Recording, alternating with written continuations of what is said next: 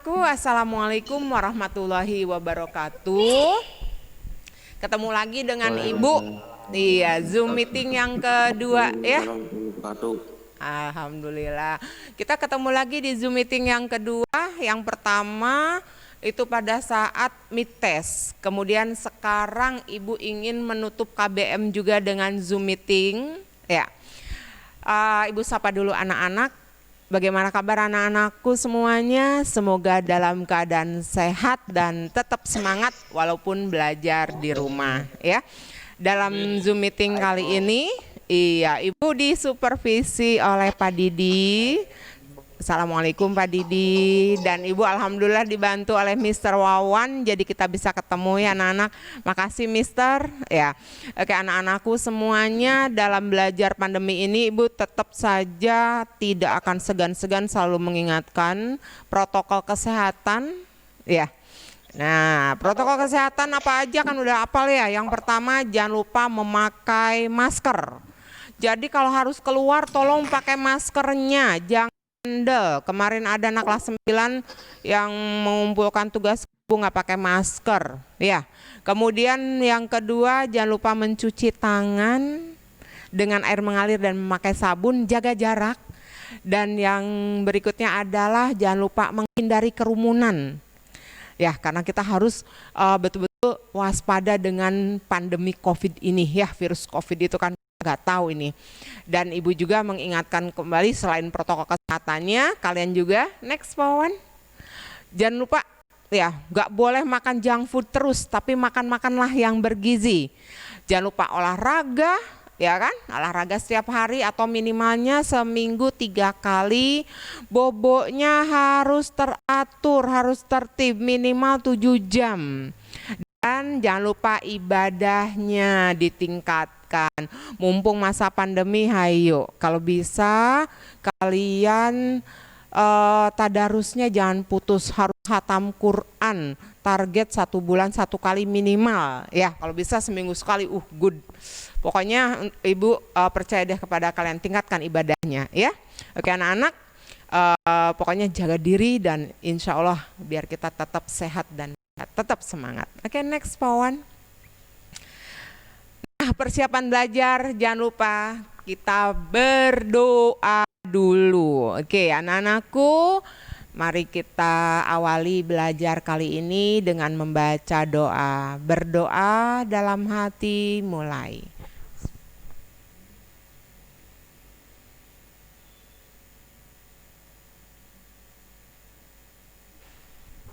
Amin, amin ya robbal alamin. Ya, siapkan catatannya, buku tulis dan untuk pulpennya, dan tetap fokus ya. Oke, kita akan membahas bab yang ketiga, bab terakhir nih. Jadi nanti untuk pas materinya dari bab 1, bab 2 dan bab 3 ya. Kalian bisa belajar dari buku paket, buku LKS, catatan atau rangkuman yang Ibu berikan di Google Classroom ataupun di WA Group. Nah, Ibu akan membahas bab 3 kali ini, yaitu dengan judul Kedaulatan Negara Kesatuan Republik Indonesia.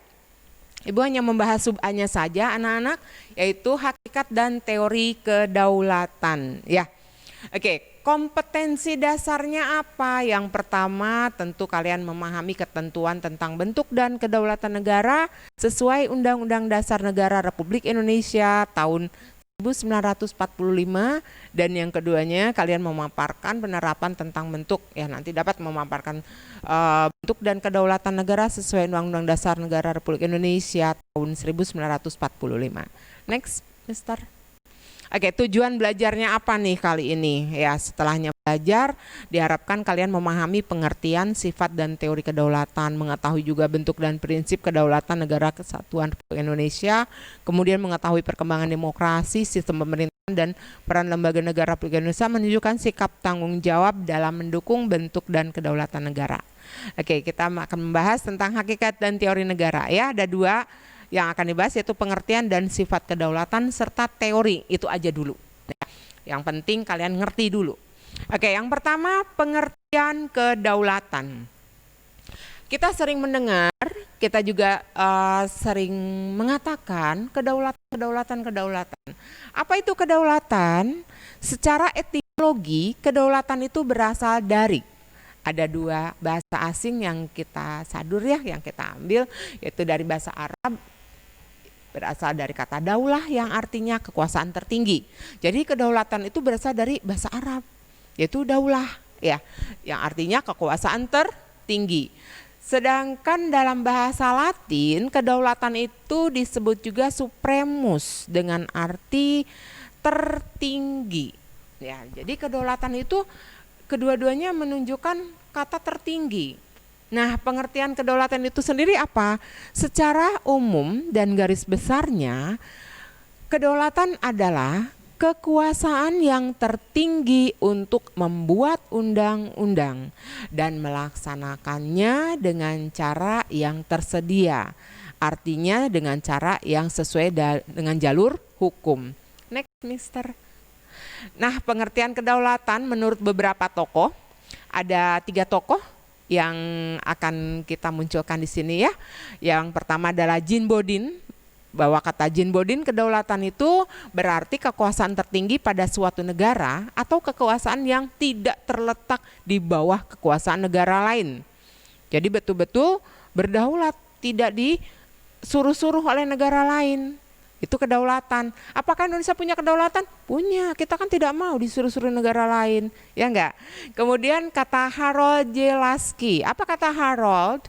Harold mengatakan kedaulatan merupakan suatu keharusan yang dimiliki oleh negara yang ingin merdeka dalam menjalankan kehendak rakyat yang dipimpinnya. Kemudian kata C.F. Strong mengatakan bahwa kedaulatan adalah kekuasaan untuk membentuk hukum serta kekuasaan untuk memaksakan pelaksanaannya. Kesimpulannya, bisa disimpulkan bahwa kedaulatan berarti kekuasaan tertinggi pada suatu negara atau kekuasaan yang tidak terletak di bawah kekuasaan lain. Seperti itu ya, itu kedaulatan. Oke, next Pawan. Kedaulatan rakyat berarti juga pemerintah mendapatkan mandatnya dari rakyat, oleh rakyat, dan untuk rakyat. Pemerintah oleh rakyat mengandung pengertian bahwa pemerintahan yang ada diselenggarakan dan dilakukan oleh rakyat sendiri atau disebut demokrasi. Keterlibatan rakyat dalam membentuk pemerintahan sebagai wujud pelaksanaan kedaulatan rakyat ini dilaksanakan melalui pemilihan umum atau disingkat pemilu. Kalian tahu ya, bahwa demokrasi itu ada 2 macam, yaitu bisa demokrasi langsung dan tidak langsung. Oke, next, Mister. Nah, di sini ada 4 sifat kedaulatan menurut Jean Bodin. Beliau pakar dari Prancis ini. Apa kata Jean Bodin? Bahwa ada 4 sifat kedaulatan. Kedaulatan itu harus punya 4 sifat. Kalau adanya 1, itu bukan kedaulatan. Jadi harus ada 4-empatnya. Yang pertama adalah asli. Apa itu asli? Kekuasaan tidak berasal dari kekuasaan lain yang lebih tinggi. Ya, jadi tidak berasal dari manapun. Kemudian permanen. Artinya apa permanen? Kekuasaan tetap ada selama negara itu berdiri.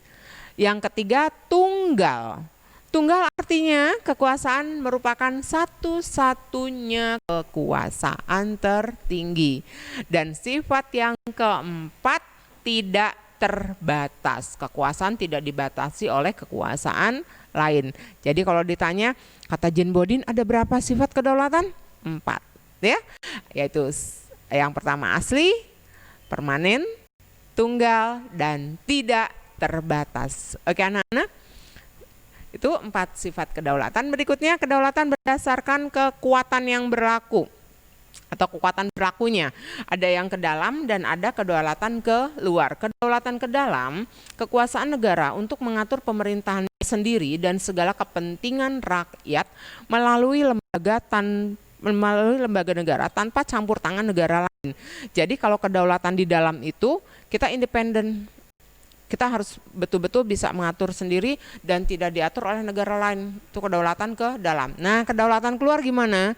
Yang dimaksud dengan kedaulatan keluar adalah kekuasaan negara melakukan hubungan atau kerjasama dengan negara lain untuk kepentingan bangsa dan negara. Tapi ini juga tidak berdasarkan saling menjajah.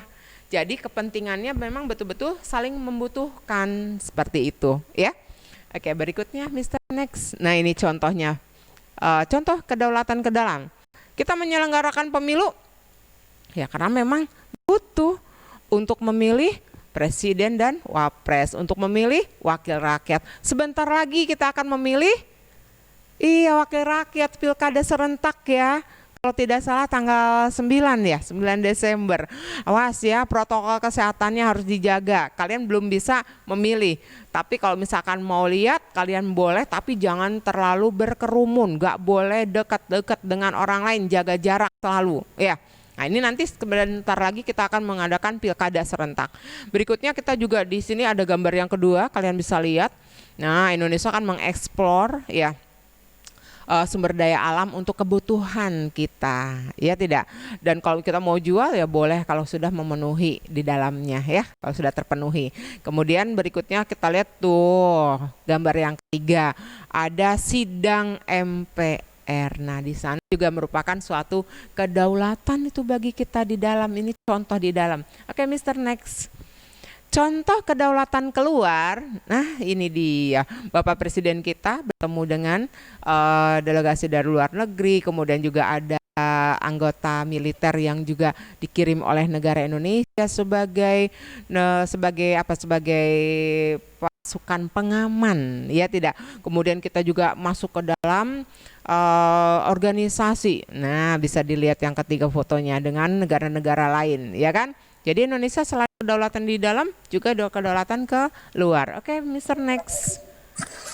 Berikutnya syarat berdiri suatu negara. Syarat berdiri suatu negara ada dua macam, yaitu syarat konstitutif atau de facto dan syarat deklaratif. Oke, next, Mister.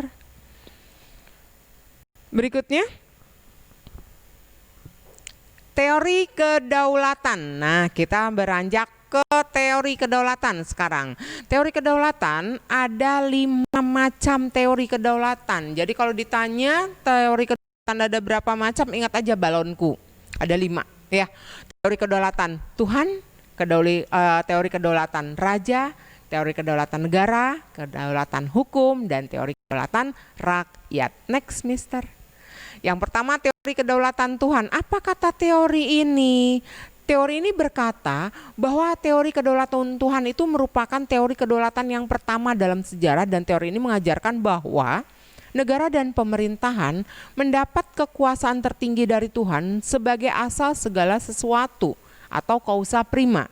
Dan menurut teori kedaulatan Tuhan, kekuasaan yang berasal dari Tuhan itu diberikan kepada tokoh-tokoh negara yang dipilih, yang secara kodrati ditetapkannya menjadi pemimpin negara dan berperan selaku wakil Tuhan di dunia. Dan teori ini juga umumnya dianut oleh raja-raja yang mengaku sebagai keturunan dewa. Siapa saja pelopornya? Ada antara lain Augustinus, Thomas Aquino, F. Hegel, dan F.J. Stahl. Nah, ini fotonya ada F.J. Stahl ya. Oke, berikut yang kedua, teori kedaulatan raja. Teori kedaulatan raja lahir pada abad pertengahan, dan teori ini berkembang menjadi teori kedaulatan raja yang menganggap bahwa raja bertanggung jawab terhadap dirinya sendiri dan kekuasaan raja berada di atas konstitusi. Seorang raja bahkan tidak perlu menaati hukum, moral, dan agama. Justru karena statusnya sebagai representasi atau wakil Tuhan di dunia, maka pada saat itu kekuasaan raja pada tirani bagi rakyatnya. Nah, peletak dasar teori ini ada Niccolo Machiavelli, Jean Bodin, Thomas Hobbes, dan teori raja beranggapan bahwa kekuasaan tertinggi terletak di tangan raja sebagai penjelmaan kehendak rakyat atau kehendak Tuhan. Ya enggak? Ada Thomas Hobbes dengan Niccolo Machiavelli fotonya ya. Oke, berikutnya yang ketiga teori kedaulatan negara. Nah, ini ada tokohnya Paul Laban. Teori kedaulatan negara, menurut teori ini, kekuasaan tertinggi terletak pada negara tentunya, ya kan? Sumber kedaulatan adalah negara yang merupakan lembaga tertinggi kehidupan suatu negara. Kedaulatan timbul bersamaan dengan berdirinya suatu negara. Hukum dan konstitusi juga lahir menurut kehendak negara dan diabdikan pada kepentingan negara. Para penganut teori ini melaksanakan pemerintahan tirani, yaitu kekuasaan yang digunakan sewenang-wenang akhirnya. Peletak dasarnya siapa? Ada Jean Bodin, ada Hegel, ada George Jelinek, Laban. Pengembangan teori ini ya Hegel menyebar ke negara-negara komunis terutama. Yang keempat, kawan, teori kedaulatan hukum. Berdasarkan pemikiran teori kedaulatan hukum, kekuasaan pemerintahan berasal dari hukum yang berlaku. Hukumlah, baik tertulis maupun tidak tertulis, yang membimbing kekuasaan pemerintah. Kekuasaan hukum merupakan kekuasaan tertinggi dalam negara. Kekuasaan hukum juga atau hukum ini bersumber dari rasa keadilan dan kesadaran hukum. Negara melindungi hak-hak warga negara dan mewujudkan kesejahteraan umum. Pelopornya siapa?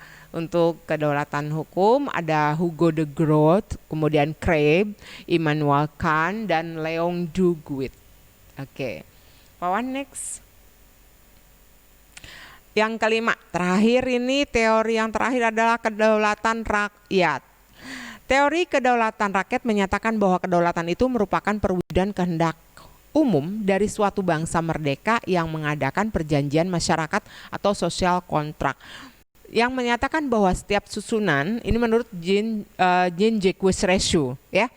Sedangkan menurut Johannes Althusius, bahwa teori kedaulatan rakyat itu menyatakan bahwa setiap susunan pergaulan hidup manusia terjadi dari perjanjian masyarakat yang tunduk pada kekuasaan, dan juga di sini pemegang kekuasaan itu dipilih oleh rakyat ya. Jadi untuk teori kedaulatan rakyat tentunya kedaulatan yang tertinggi ada di tangan rakyat. Kalau kedaulatan Tuhan, kedaulatan tertinggi pada tangan Tuhan gitu ya. Pokoknya insya Allah paham gampang ya teori kedaulatan ini. Teori kedaulatan ada 5. Oke, next, Pawan. Nah, ini masih dari kedaulatan rakyat. John Locke menyatakan juga bahwa kekuasaan berasal dari rakyat, bukan raja. Menurutnya perjanjian masyarakat menghasilkan penyerahan hak-hak rakyat kepada pemerintah, sedangkan pemerintah mengembalikan hak dan kewajiban asasi kepada rakyat melalui peraturan perundang-undangan. John Locke menyimpulkan bahwa terbentuknya negara dapat melalui ada 2 macam, ada pactum unionis dan pactum subjectionis ya.